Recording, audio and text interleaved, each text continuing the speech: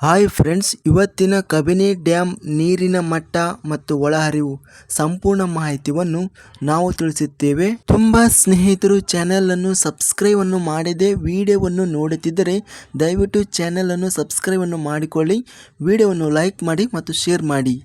Karnataka water resource department information ಇಂದ ಈ ಮಾಹಿತಿಯನ್ನು ತಿಳಿಸಲಾಗುತ್ತದೆ.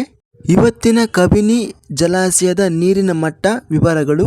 ಫುಲ್ ರಿಸರ್ವೇರ್ ಲೆವೆಲ್ 2284 ಅಡಿ ಇದೆ.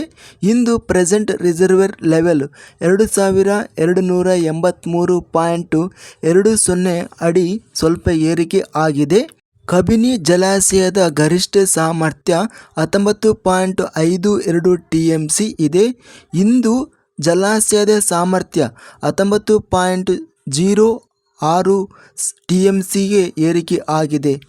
ಇವತ್ತಿನ ನೀರಿನ ಒಳಹರಿವು ಇನ್ಫ್ಲೋ ಬಂದು 19,027 ಕ್ಯೂಸೆಕ್ಗಳು. ಇವತ್ತಿನ ನೀರಿನ ಹೊರಹರಿವು ಔಟ್ಫ್ಲೋಸ್ ಬಂದು 16,750 ಕ್ಯೂಸೆಕ್ಗಳು.